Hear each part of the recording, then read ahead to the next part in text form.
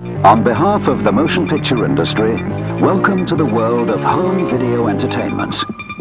Hi, John Hinn with the Pulsing Cinema here, and I thought I'd do a few more Laserdisc videos, because people love the kids, the YouTube people, the YouTube kids love the Laserdisc, love dead formats and so forth.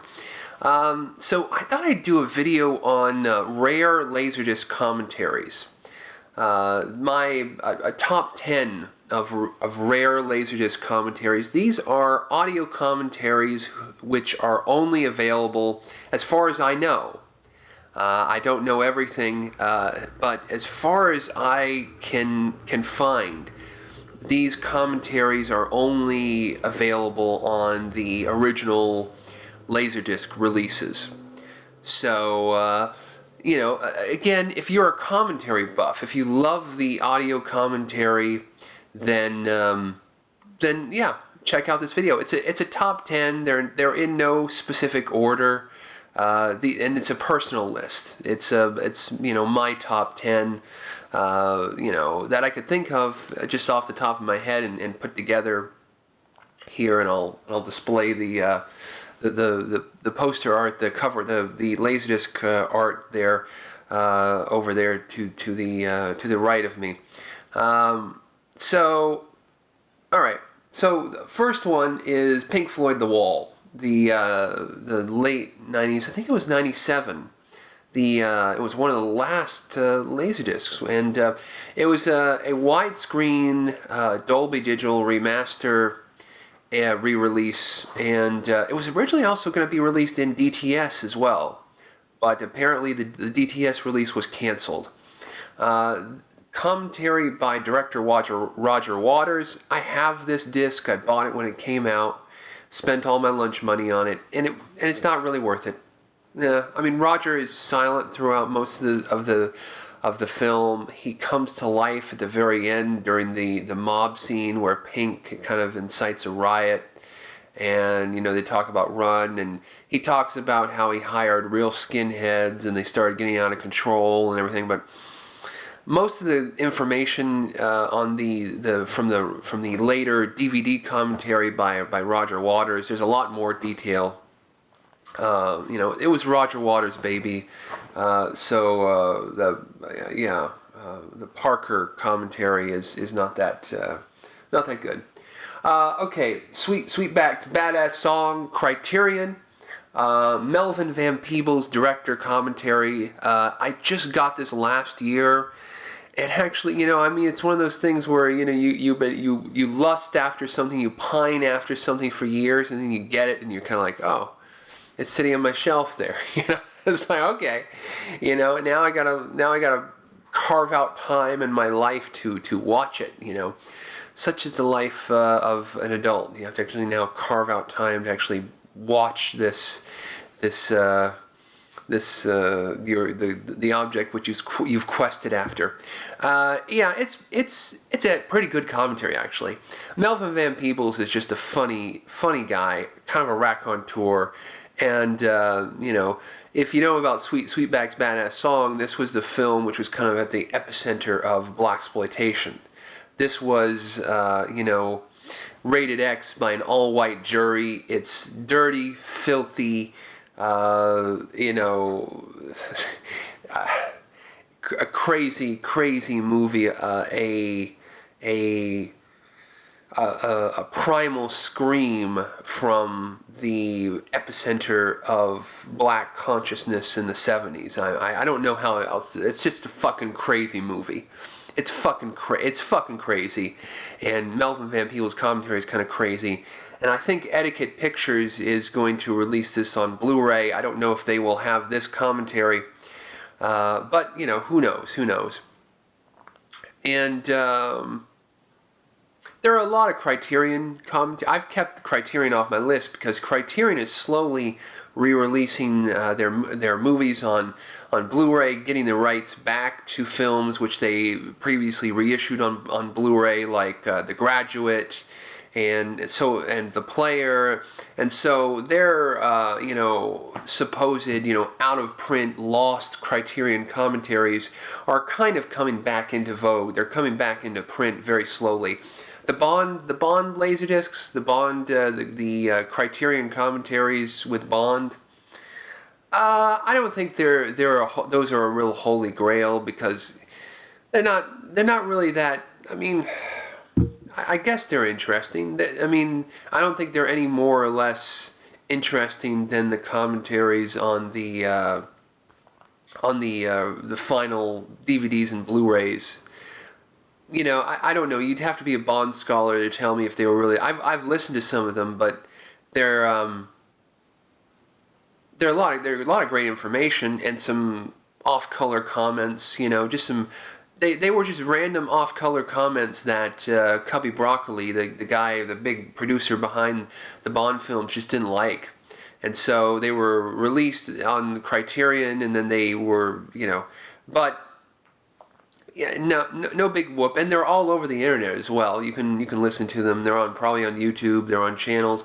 Criterion themselves posted links to the commentary on their Facebook and Twitter. So they're not that lost and rare if they're being posted around on Twitter and stuff. So that's why I chose not to really dig into Criterion very much, and kind of showcase a lesser Criterion commentary that nobody talks about. Okay, number 3, The Arrival, David Twohy. There was this big special edition release of The Arrival, and it had commentary by the director. I've never listened to it. I don't know if it's any good, but I always wanted to listen to it. Yeah, they may re-release that at some point, because The Arrival, maybe if Charlie Sheen has a big resurgence. Well, you'd think they would, because Charlie Sheen, they would redo it, but I don't know. Maybe I think that might have been a Pioneer special edition. So maybe there's a question of the rights. No, it's BS. They should re-release that. Okay, so I said no other Criterions. I lied. Dead Presidents, the Hughes Brothers. I didn't really like Dead Presidents. I mean, I need to rewatch it, and some I think, because as a kid I was like, it's a good movie. It's a good way to. I won't even say it's a good way to spend the afternoon, but I don't know. But this Criterion Laserdisc has again, I've lusted after it for years. Kind of looked at it, I saw it in stores. It was like $60 or whatever. Or more, I don't know what a retail. It was just ridiculously priced for a Laserdisc.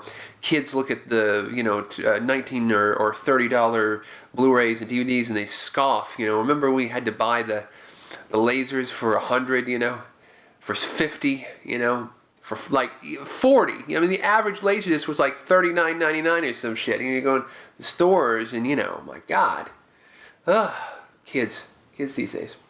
The Aftermath. Roan Laserdisc, Steve Barquette, I believe is his name, and the actors and that director. A post-apocalyptic film that I've actually just wanted to watch, but I've wanted to get this Laserdisc with the commentary. And VCI did, I just checked, and they did re-release it on DVD, but as a DVD-R, without the commentary. So what the hell? I don't know. Most of the Roan releases did transfer over to DVD with their commentaries and stuff, but I don't know. Dinosaur Island. Oh my God, I've been wanting to see this for years. Dinosaur Island, Olen Ray, Jim Wynorski, and Antonia Dorian. I believe she's one of the actresses in the film. That's where the commentary is. Oh my God, I have not listened to this, but I've been lusting after this. This is Olen Ray talking about dinosaurs and half-naked women. That's number 6. 7 is The Day After, Nicholas Meyer. I finally got this again the last year and listened to it and was not impressed. There's a lot of dead spots. Nicholas Meyer pretty much goes over if you were an avid fan of The Day After and have read a lot about it, he goes over the same material that he's gone over before, and he probably goes into depth in his autobiography a lot more. And also the commentary I just found out was posted on YouTube. It's crazy. Yeah. I mean, it was posted like about over a year ago, in like 2000. I looked. I swear to God, I looked for that commentary for, because I just do a search for director commentary on YouTube all the time, just try to find the weird stuff that people post, on the tube. But I swear I did not find it, so I don't know what happened to it. Maybe it was marked as private and they made it unprivate. I don't know, but in any case, it's on YouTube. You can listen to it, on your lunch break. It's, if you don't know anything about the day after and you want to learn, it's probably good. But otherwise, here's one I've always been curious about: Paul Mandell, King Kong. I think Paul Mandell did some commentary tracks on various Laserdiscs. But he did one on a King Kong Laserdisc, and I'm not sure, is it any good, is it not? I've never heard anyone talk about it. I think he also did this on a Citizen Kane disc as well, or there was like an Image Citizen Kane that had a commentary as well, but I don't know. Probably it's not going to match the heights of that original Criterion commentary for King Kong. It was the first commentary track ever recorded. For King Kong, the Criterion Laserdisc, the first Criterion Laserdisc, or was that Citizen Kane? I don't know. In any case, King Kong. So that was number 8. Number 9 is Original Gangstas, Fred Williamson commentary. Man, Fred Williamson's a raconteur, and I've read reviews of that Laserdisc, and apparently his commentary is really. He talks about the origins of this film and how it's based on something that happened in real life. He went back to Gary, Indiana as an adult after becoming a star, and there was these, hoods and hoodlums and criminals that were bothering his family, his mom, and he had to clean up the trash, and that's what this movie was based on. Some real life stuff that happened to Fred, apparently. So I've always been, and never been, as far as I know, never been re-released. The Living Dead Girl, number 10, finally. Jean Rollin, a very limited edition Laserdisc release. Pretty much in the U.S. sold through specialty retailers, Video Watchdog. It has Jean Rollin commentary. I'm a little bit worried. I have not watched it. I have not listened to it. But there's a disclaimer on the back of the Laserdisc that Jean Rollin speaks, that English is not his first language, and he speaks very, quietly, because he actually speaks English on the commentary, and so it worries me. I don't know if it's any good, so. But again, it's another one that's on my bucket list to get. And our got runners up. First of all, the Demolitionists, which I think could be a dynamite commentary track. It was not on the original release, but I didn't put it on this list because I think it is on a German Blu-ray. There is a German Blu-ray that has some kind of commentary, so it may be there. And also Carrie, the Criterion of Carrie, which has a commentary track, a multi-commentary track by a critic, and I think Laurent Bouzreau, and some other people on the thing. And it's not I wouldn't say it's something that on my bucket list or something I've lusted after. Though I did buy it last year. It has an isolated score. It has the commentary, and then it has the film in 4:3, 133, which is apparently what De Palma wanted. So, which is kind of interesting. So, yeah, if you're interested in that, if you're interested in Carrie, if you're a Carrie buff, there's some interesting comments by the writer on how he adapted the Stephen King's novel and so forth, and so it's okay, but not not really that great, but I guess it's kind of rare and sought after. So there you go. So if you have any other commentary tracks or anything, if anybody has actually listened to some of the commentary tracks and I have not listened to, like Dead Presidents or The Arrival or Dinosaur Island, or that King Kong or Original Gangstas, is it good? Does it suck?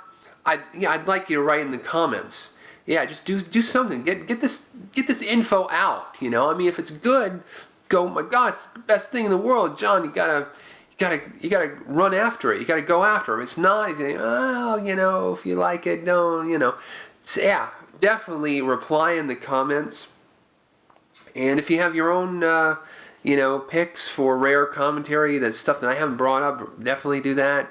And definitely want to thank LDDB, the Laserdisc database, LDDB.com, because I use that for research here, and also use my own memory. So a good combo there. So in any case, see you later.